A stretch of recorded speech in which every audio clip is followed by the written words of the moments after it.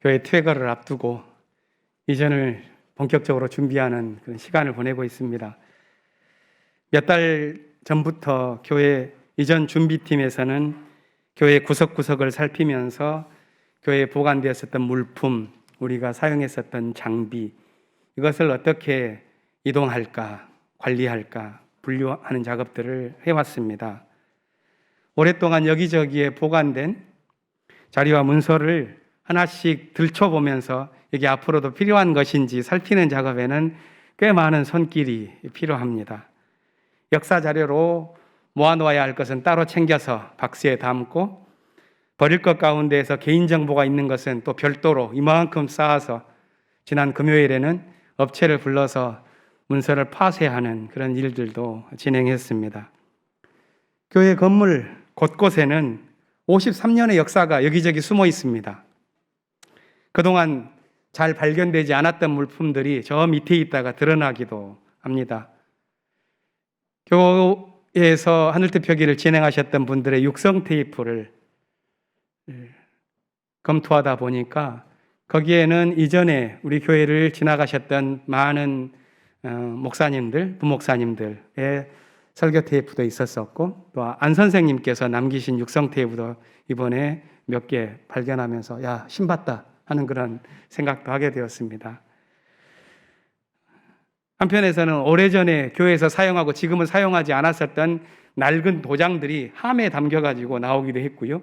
또 교인들의 어떤 공동회에서 사용하려고 했었던 것 같아요. 도장이 한 몇백 개가 이만큼 뭉치해서 있는데 만나면 목도장 하나씩 드리도록 하겠습니다.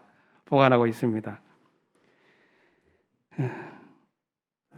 교우들의 모습이 담겨있는 사진들이 뭉치로 발견되기도 하고, 또 수십 년 전에 세례를 받기 위해서 마음의 준비를 하셨던 교우들이 쓴 신앙 고백문도 보게 되고, 또 특별했었던 사건들, 갈등의 시간을 알려주는 문서도 불쑥 나타나서 그때 이런 일을 했었고 이게 중요했기 때문에 이걸 남겨두었구나 하는 것을 보기도 합니다. 모두 우리 교회가 지나온 믿음의 발자국이라 생각되기 때문에 싸서 이동용 박스에 간직합니다. 이렇게 몇 주간을 보내면서 우리가 명동에서 보내온 반세기의 의미를 더욱 깊이 느낄 수 있었습니다.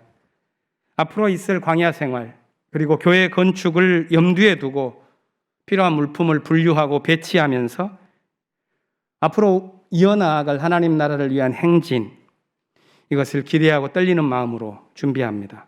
저만이 아니라 우리 모두가 같은 마음일 것이라고 생각합니다.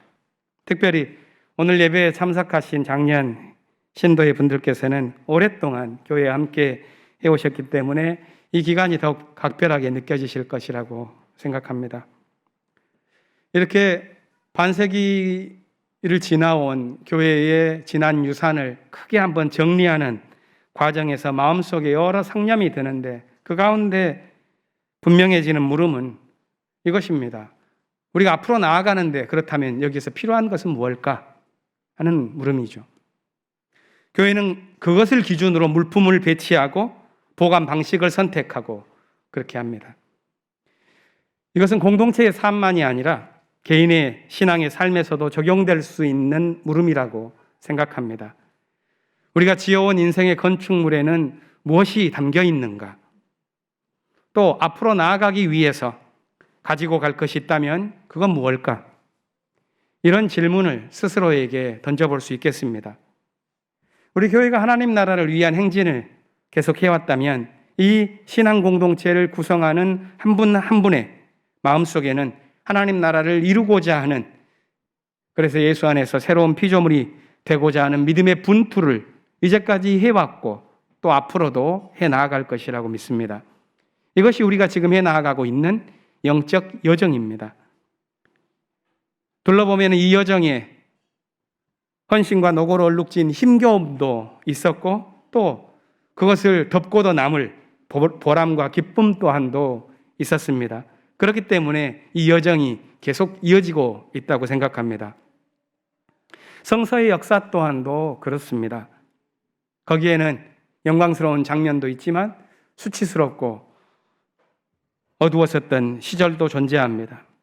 족장의 시대에서 이집트 노예살이로 전락하고 출애굽 광야에서 가나안 정착의 사사시대로 또한 왕권을 실험하는 사울의 시대에서 왕조를 확립해가는 다윗의 시대로 이렇게 시대가 차츰 변해갑니다. 저마다 자기 시대의 영광을 누리고 수치를 경험하고 또 하나님께서 주시는 은총을 받기도 하고 하나님의 버림을 받기도 합니다. 이것이 역사가 진행되는 동안 계속 될 터인데 중요한 것은 우리가 어떤 시대에 사느냐 하는 것이 아니라 지금 주어진 우리 시대를 어떻게 살아갈 것인가 하는 물음일 것입니다. 오늘 제1성서 사무엘상 본문은 아름다웠었던 그 청년 사울, 그 역시도 시대는 저물고 마는구나 하는 것을 보여줍니다.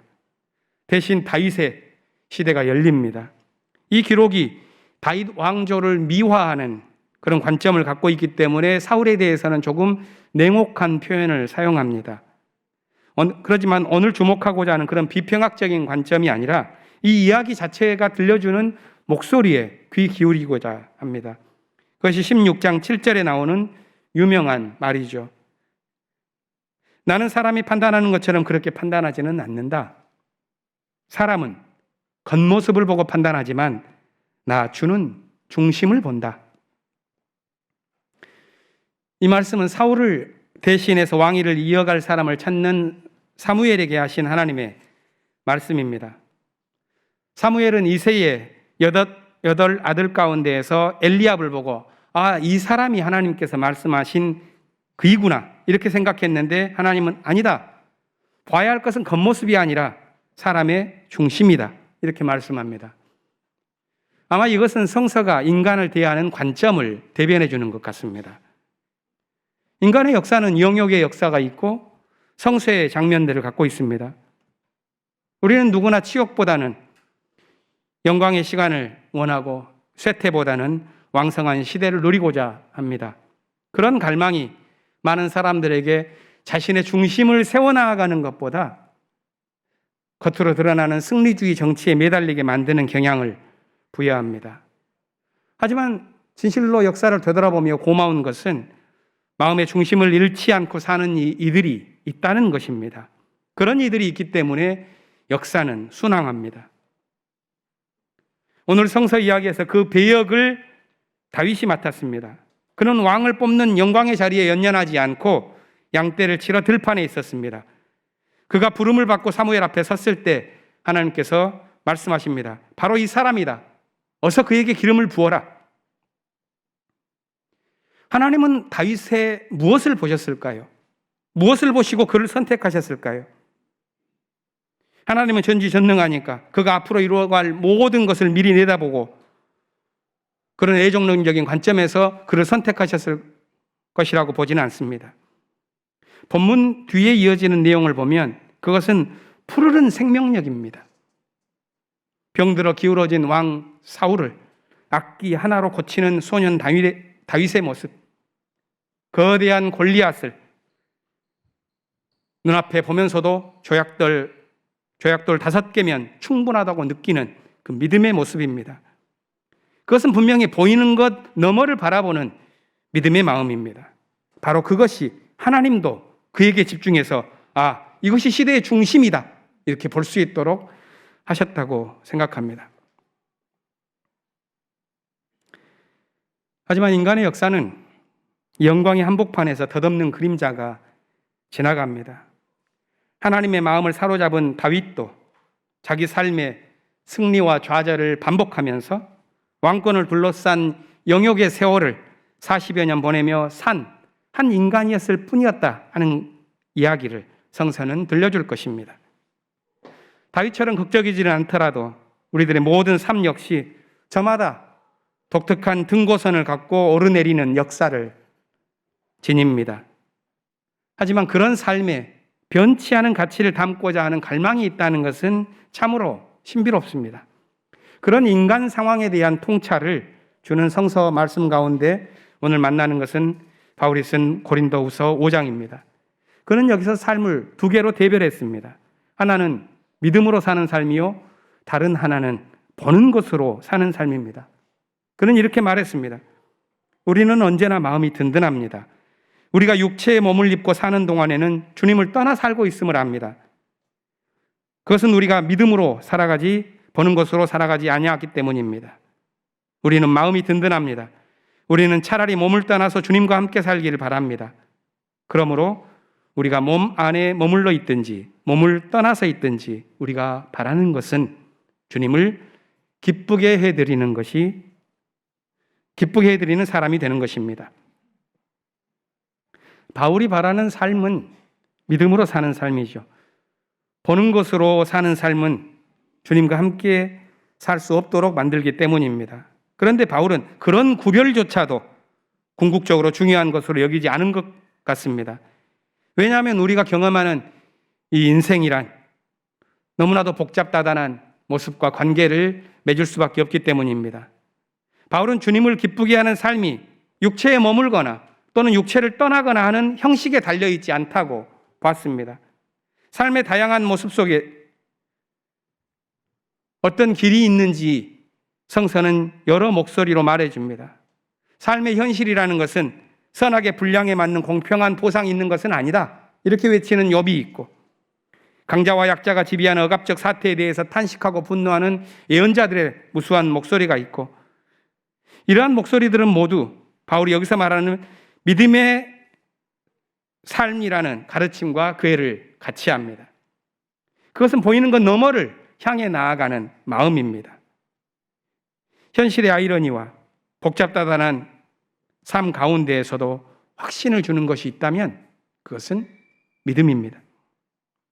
바울은 본문에서 2번이나 우리는 마음이 든든합니다, 이렇게 확신을 표현합니다. 이 확신은 자가 발전된 자기 신념이 아니라 하나님께서 주신 믿음입니다. 하나님과 연결되어 있는 삶에서 깨어있을 때 얻게 되는 삶의 확신입니다. 깨어있는 삶이라는 것은 연결된 관계에서 생명력을 발휘하는 삶입니다. 자기 혼자 자유와 회방을 누리는 관념적인 혁명가의 삶이 아니라 공동의 관계 속에서 삶이 일어나는지 죽음이 어디에서 솟아나는지를 분별하는 삶을 의미합니다. 그것을 대표하는 것이 그리스도의 삶이었다고 바울은 기억했습니다. 그래서 진실로 깨어난 삶을 살기 위해서는 그리스도와 함께 살아가는 삶이 되어야 한다, 이렇게 바울은 말합니다. 바울이 자신이 쓴 여러 평지에서 100번 넘게 관용구로 사용한 것이 그리스도 안에서라는 표현입니다. 오늘 본문 17절도 그렇게 말합니다. 누구든지 그리스도 안에 있으면 그는 새로운 피조물입니다. 옛 것은 지나갔습니다. 보십시오, 새 것이 되었습니다. 기독교 종교에 몸담아온 수많은 이들의 마음을 사로잡았었던 말씀입니다. 그리스도 안에서 살아가며 열어가는 새로운 피조물의 기쁨, 하나님께서 그 축복을 우리에게도 내려주시기를 빌면서 우리는 예배를 드립니다. 마가복음 4장은 하나님 나라를 씨앗과 비유해서 말씀하고 있습니다. 3개에 담았는데 우리는 2번째, 3번째 비유만 읽었습니다. 첫 번째 비유는 잘 알고 있는 씨 뿌리는 사람의 비유입니다. 말이 씨 뿌리는 사람이라고 그러지만 사실 주목한 것은 씨 뿌리는 사람이 아니라 뿌려진 땅입니다. 씨앗이 어떤 땅에 뿌려졌는지, 그곳이 길가인지 돌짝밭인지 가시덤불인지 아니면 옥토인지, 그것이 중요하다고 말합니다. 그 다음에 오늘 읽은 2개의 씨앗의 비유가 나옵니다. 먼저 나오는 스스로 자라나는 씨앗의 비유는 하나님 나라가 매우 신비롭게 성장한다는 것을 우리에게 알려주고, 뒤에 나오는 겨자씨의 비유는 작은 씨앗에 담겨있는 역동적인 모습을 보여줍니다. 첫 번째 비유에서 하나님 나라는 저절로 자라나는 것, 이렇게 묘사됩니다. 사실 엄밀히 말하자면 저절로 자라나는 것은 없습니다. 거저 있는 것처럼 보이는 흙과 물, 햇빛과 공기 등 수많은 은총의 요소가 있기 때문에 자라납니다. 하나님의 나라가 저절로 자라는 씨와 같다고 여기서 말하고 있는 것은 하나님 나라가 지닌 은총의 모습에 관한 것입니다. 삶을 되돌아보면 사람들의 선한 의지가 총출동해도 사실 하나님 나라가 지어지는 것은 아니라는 것을 경험할 때가 많습니다. 오히려 하나님의 은총에 겸손히 열려 있을 때 하나님 나라가 우리 안에서 고요히 자라납니다. 하지만 그것이 자유방임이나 무책임을 의미하는 것은 아닙니다. 여기서 조용히 자라남을 말하는 것은 그 자라난다는 사실 자체에 대한 믿음을 요구합니다. 우리가 삶을 살아가면서 필요한 믿음 가운데에서 중요한 믿음은 자라나는 하나님 나라에 대한 믿음입니다. 그것이 모든 냉소의 허물을 이겨낸 믿음의 지혜요. 바로 그것이 하나님 나라의 열매를 거두는 일을 해낼 수 있도록 우리를 이끌어줍니다. 두 번째 비유에서 하나님 나라는 겨자씨로 비유되었습니다. 겨자씨는 작은 씨앗입니다. 하지만 심고 나면 어떤 풀보다도 더 큰 가지를 뻗어서 공중의 새들까지도 거기에 깃들 수 있게 한다고 본문은 말합니다. 이 비유는 사실 작은 것으로 큰 것을 이룬다는 성공신화를 의미하진 않습니다. 왜냐하면 겨자씨는 다 자라도 2, 3m밖에 되지 않고 풀치고는 크게 자라지만 나무처럼 자라는 것은 아니기 때문입니다. 그런 점에서 겨자씨가 자라서 나무가 된다 이렇게 말했던 마태와 누가의 기록은 조금 과장이라고 하겠습니다.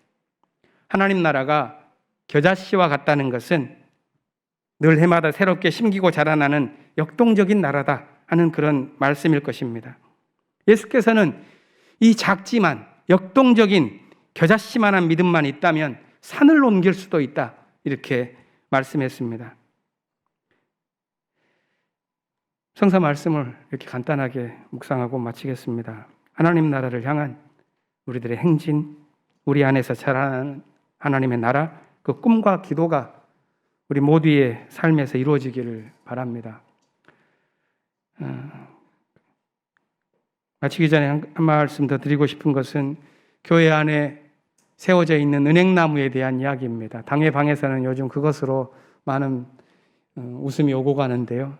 교회의 은행나무가 좀 특이하게 쭉 뻗어서 있지 않습니까? 저걸 어떻게 할까? 보존할 수 있는 길은 없을까? 알아보기도 했는데 그 길이 잘 보이지 않습니다. 그런데 지혜로운 몇 분께서 작년과 재작년에 그 은행나무에서 떨어진 씨를 받아다가 심었는데 여러 개 싹이 나가지고 지금 자라고 있습니다. 그래서 당회원들은 우리가 우리 교회에서 길러왔었던 은행나무 2세대를 저쪽에 가가지고 다시 심으면서 기를 수가 있겠구나 하는 생각을 하면서 기뻐하고 있습니다. 저는 그것이 마치 우리 공동체가 진행해 왔었던 믿음의 행진을 이어가는 상징적인 사건처럼 느껴지기도 합니다.